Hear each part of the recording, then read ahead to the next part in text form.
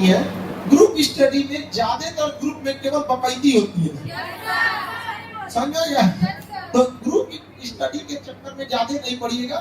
Group study तब होता है जब आपकी कोर्सेज कंप्लीट हो गए हैं, आप एकदम ग्रुप मतलब क्या हो गया, रथ समझते हैं? रथ में घोड़े ग्रुप में लगते हैं, लेकिन वो सारे घोड़े बड़े समझदार होते हैं, वेल ट्रेन्ड होते हैं। अकलेल बकलेल घोड़ा को लिया के रथ में लगा दीजिए, ग्रुप में दौड़ उलाट देगा रथवे को वहां पे। तो अकलेल बकलेल आदमी अगर आप सोचिएगा कि ग्रुप बना ले, तो समझिए वो ग्रुप किसका ग्रुप हो गया, बकलोलों का ग्रुप हो गया। और आप लोग उसी ग्रुप के क्या हो जाएंगे, सदस्य। उसमें समझदार होना जरूरी है। बेटर है कि जिससे मेंटेलिटी मैच करती है, एक दो आदमी रहिए। और ग्रुप में पढ़ने का सबसे बड़ा फायदा यही होता है कि आप उस दौरान मोबाइल से दूर रहिएगा, बातचीत से बंद रहिएगा। हम लोग के टाइम पे कैसे पढ़ते थे लोग, तो भाई एक उधर अपना टेबल लेके पढ़ रहा है, एक आदमी, एक टेबल होता है 100-150 रुपया का मिलता है, बेड टेबल, कुर्सियां स्टडी टेबल बोलते हैं। उसी पे आदमी खाना खाता था, उसी पे लिखियो देता था, निकालियो देता था, सब एक्स्ट्रा कॉपी किताब उसी पे रख देता था। तो उसी से तो बस हम लोग के ग्रुप स्टडी का काम यही था कि डिस्टर्ब ना हो। वरना अगर अकेले पढ़िएगा तो कोनो मोबाइल चलाने लगेगा, कोनो बतियाने लगेगा, यहाँ पर कोनो फिल्म देख रहा है। पहले अब तो फिल्म, अब तो इंटरनेट पे आ गया ना, उस समय 10 रुपया में 3 गो फिल्म भरवा के लाएगा सब। देखो कौन फिल्म में क्या है ऐसे। हाँ, और छोटा सा स्क्रीन होता था, इतना छोटा मोबाइल यहाँ पर, और उसमें बटन होता था इसमें। अब तो सब खत्म हो गया जमाने में, लेकिन एक दिन चार्ज किया तो 3 दिन चलता था। ये वाला तो आपका चल ही नहीं रहा है। तो ग्रुप का सबसे बड़ा फायदा यही है कि आप लोग डिस्ट्रैक्ट नहीं होइएगा, एक दूसरे को टोक दीजिए, ताकि टाइम का क्या कर सके आप लोग, यूटिलाइज कर सके। वरना टाइम चला जाएगा तो कोई फायदा नहीं होने वाला।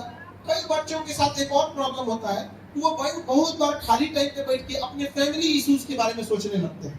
कि मान के चलिए कभी मम्मी पापा में कुछ बात हो गया, पड़ोस वाले में कुछ हो गया, घर के लोग 4 बार कुछ बोल दिए कि इतना दिन से पढ़ रही हो अब तक रिजल्ट नहीं हुआ, या कई बच्चों की फाइनेंशियल स्थिति सही नहीं होती है, किसी के घर में पैसे का प्रॉब्लम है, किसी के घर में कोई बीमार है, तो बहुत ज्यादा उसी में सोचने लगते हैं। दुनिया का कोई काम सोचने से नहीं होता है, करना पड़ता है। उसका एक ही रास्ता है, सारा चीज छोड़कर पढ़ाई पे लगिए, जितना जल्दी सक्सेस होइएगा सारा काम हो जाएगा। नहीं तो सोचते सोचते दुनिया बीत जाएगी। आइडिया का कोई खास वैल्यू नहीं है, याद रखिएगा। आप उस आइडिया को जमीन पे धरातल पे इंप्लीमेंट कर पाते हैं या नहीं, इसका वैल्यू है। वरना आइडिया किसके पास नहीं है कि पढ़ाई करके रिजल्ट कैसे लिया जाता है। सब लोग देखिएगा यूपीएससी बीपीएससी या जेई नीट वालों में तो फिक्स है कि भाई एनसीईआरटी याद कर लो, उसी से आगे करेंगे आप।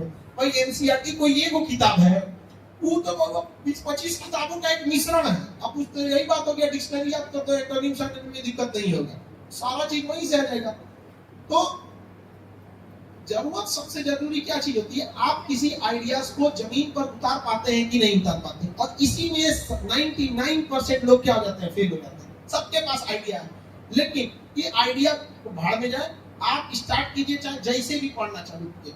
अब कोई तो देखेंगे टेबल लगेगा, साफ सुथरा करेगा, आधा घंटा उसी में लगा देगा। यहाँ पे प्रेजेंटेशन देना है आपको। हाँ, हम लोग के साथ एक विद्यार्थी पढ़ता था, अभी डॉक्टर है। अब हम लोग का, जैसे हम लोग का तो अलग स्ट्रीम था, उसका मेडिकल था। वो जब सो के उठता था ना इससे, तो कभी उसके बदन में कॉपी का पन्ना सटल है, कभी सिक्का सटा हुआ है, कभी कोई पेज सटल है। मतलब वो बेड को गोदाम बनाया था, सोने के टाइम घसका के ऐसे जगह बना लेता था कि बस दहिया रखा जाए उसमें। उसका सो के उठेगा, जहां तक चलेगा उसके सर उठ के कुछ कागज पन्ना उन्ना गिरते रहेगा। लेकिन उसने कभी भी कैसे रहना है, कितना अच्छा खाना है, क्या पहनना, कोई मतलब नहीं रहता था उसको। यहाँ पर इवन की कभी कोई जाते थे तो उसको बोलते थे भाई मुंह पे पानी मांग ले चल ले। लेकिन आज सोचिए वो डॉक्टर, नीट में जो बहुत अच्छा नंबर लाएंगे लोग ना, उन लोग को एम्स मिलता है। इस बार तो टॉपर को भी नहीं मिला है। इस बार के नीट में सब टॉप कर दिया है सब। अब नीट में अगर किसी को टॉप करना है तो पढ़ाई से ज्यादा पैसा की जरूरत है। ले जाके एनटीए को थमा दीजिए और वो आपको क्या दे देगी, टॉपर का सर्टिफिकेट दे दीजिए। यहाँ अभी तक उसको कुछ, तो अभी क्या है ना कि आप लोग बहुत ज्यादा इस सब चीजों में ध्यान देते हैं। कम से कम टाइम दीजिए अपने आप पे। सबसे ज्यादा फोकस किस पर आना चाहिए, पढ़ाई पर आना चाहिए। पढ़ाई पर फोकस वैसे ही होना चाहिए जैसे इंसान नोट गिनते टाइम करता है। जब नोट गिनेगा ना तो उससे कुछ हो जाए, 108 बार मोतियों की माला करने में, या फिर कभी कोई तस्बीह पढ़ता है दुआ करने के लिए 100 बार का दुआ करता है, उस 100 बार, जैसे मुस्लिम धर्म में ज्यादातर लोग कोई 100 बार करता है, कोई 3 बार, कोई 7 बार। हिंदू धर्म में 108 का बड़ा महत्व है, नहीं देखते हैं 108 बार मोतियों की माला पढ़ो, वो 108 बार पढ़ेंगे लोग, चाहे इस धर्म के लोग, चाहे 100 बार तस्बीह पढ़ेंगे मुस्लिम धर्म, 100 बार में उनका 100 जगह ध्यान भटकेगा, बना कोई समय दिया। लेकिन अगर नोट गिनना हो, अरे बाप रे बाप, मजाल किसी का ध्यान भटक जाए तो पढ़ाई कैसे करना है, कैसे नो, बस ज्यादा नहीं 1 से 2 घंटा ही पढ़ लो, लेकिन उस तरह से।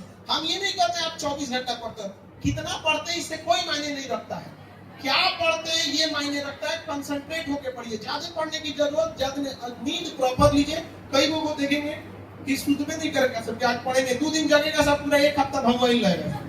आपको जिस टाइम सुटेबल हो रहा है आप उसी टाइम को फॉलो कीजिए, अपने एक आपका जो नेचुरल टाइमिंग है उसी के हिसाब से रखिए। हमको कोई सुबह उठा के पढ़ा, कोई काम करने को बोलते नहीं होगा।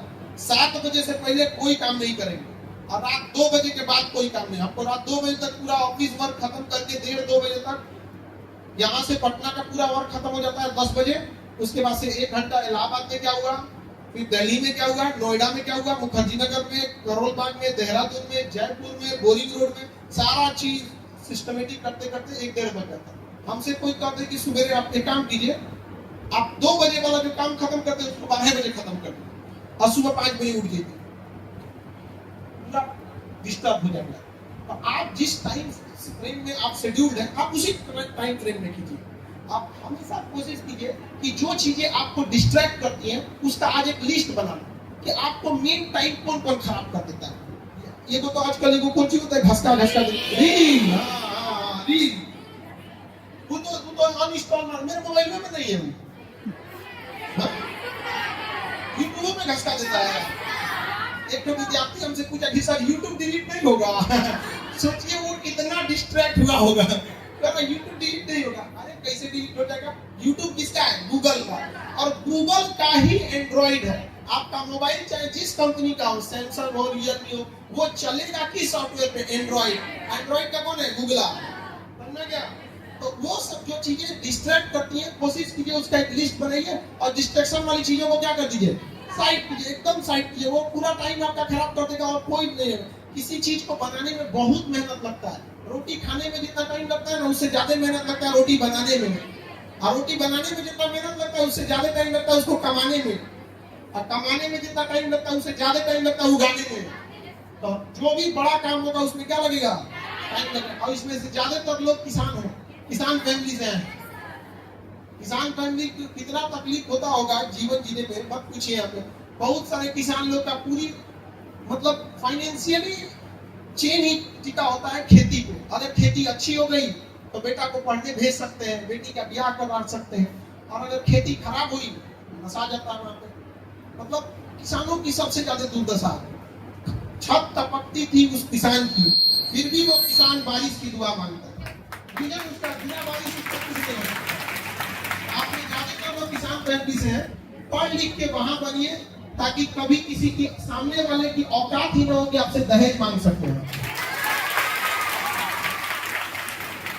अपने अंदर वो काबिलियत जरूर रखिए। आप ये सामने वाला क्या हो जाए, एक बार सोचे कि अपने एक तमाचा दे देगी, समझा गया। और जिस दिन ये दहेज मांगने वाला पिटाना चालू करेगा सब, जिस दिन अखबार का हमेशा कोई पिता के आ रहा है तो कोई कुछ दहेज मांगने वाला लड़का हो, तो हमको लगता है तभी ही सुधरेगा सब। बिना मतलब का क्या बना कर दहेज अगर कोई ले रहा है तो वो लड़की का ससुराल नहीं है, वो लड़की का हॉस्टल है, और हॉस्टल का वो पूरा फीस एक बार में दहेज के रूप में दे दिए, बाहर में गया सास ससुर। हॉस्टल को हॉस्टल की तरह इज्जत दिया जाता है। क्या मतलब है, पेमेंट हो चुका है आपको, हो गया है, लेकिन फिर भी इज्जत दीजिएगा, क्योंकि क्या है कि अभी हम लोग ट्रांजिशन फेज में हैं। आभास दिला दीजिएगा कि देखिए हम अपना काम कर दे रहे हैं। ये इसलिए कर रहे हैं कि माँ बाप का संस्कार है और पढ़े लिखे हैं, इस वजह से हम उस पढ़े लिखे का इज्जत कर रहे हैं। इज्जत के लायक तो आप लोगों ने छोड़ा ही नहीं, पैसा देके यहाँ आए हैं, समझा ही नहीं गया। लेकिन देखिए हमेशा इंसान को परिवार के साथ ही रहना है, परिवार से नहीं लड़ सकते हैं। समझ में आ गया? परिवार से कोई नहीं लड़ सकता। भगवान लंका जाके रावण को हरा दिए, लेकिन कहाँ हारे? जब वापस आए अपनों पास। तो इंसान को थक हार के लाख कमियां भुला के उस परिवार में रहना ही पड़ता है, लेकिन एक लिमिट से ज्यादा कभी कोई चीज बर्दाश्त नहीं करना चाहिए। समझ रहा है कि नहीं आ रहा है? और पढ़ लिख के रखिए, तभी जब आप कामयाब हो जाइएगा तो हर चीज आपका इसी पे डिपेंडेंट है। सोचिए अगर आप यहाँ से खाली हाथ लौटिएगा ना, तो माँ बाप आधा पैसा खर्च कर चुका है आपको, फिर क्या होगा? खुद से खुद जैसा मन वैसा से ब्याह शादी करा के भेज देंगे। सब कुछ आपके पसंद का दिलाया जाएगा, कपड़ा लत्ता गहना जेवर सब, जिससे ब्याह होगा वही आपके पसंद का नहीं रहेगा। कितना खराब जीवन हो जाएगा यहाँ पर। बेटर होना चाहिए। हम सबसे यही दुआ करते हैं कि सब लोग जल्दी से जॉब दो और इतना बढ़िया घर द्वार मिले कि रोए से आंसू ना निकले। एकदम लोग कहे कि अरे ब्याह करो यो तो मतलब इतना बेहतर घर मिले आप लोगों के आंसू ही ना निकले। वो होता क्या है, दुख का बढ़ जाता है जब देखते हैं कि बाप का घर बिक गया, खेत बिक गया, भाई के हिस्से का खेत बिक गया, तो आज तुझे उसा मिला होता नहीं, चारों ओर से चौपट बन जाता है। तो बस यही दुआ है। लेकिन देखिए दुआ तभी काम आता है जब आप मेहनत करते रहिए। तो मेहनत करके जी जान लगा के जितना वेल सेटल होना है कि पापा के पास कभी पापा के ऊपर बोझ नहीं बनना है। समझा के नहीं आएगा? और यहाँ से जब जाए आप लोग तो अपने पापा से अकेले में बैठ के, जब पापा से जब देखिए ठीक ठाक है खाली बैठे हैं तो अकेले में बैठ के पापा से जरूर कहिएगा कि पापा आप समाज से परिवार से लड़ के हमको पढ़ने भेजे हैं, वादा करते हैं आपका सर झुकने नहीं देंगे। याद रखिएगा आपका एक कदम 1000 लड़कियों को घर से निकलने से रोक देगा। पूरा गांव समाज डरेगा। यहाँ पे पुरुष प्रधान समाज है, यहाँ लड़कों की 100 गलतियां लोग माफ कर देते हैं, लेकिन लड़कियों की एक गलती लोग नहीं माफ करते हैं। 10 साल बाद तुरंत बात काट देते हैं। तो ऐसा कोई काम नहीं करेंगे आप लोग कि माँ बाप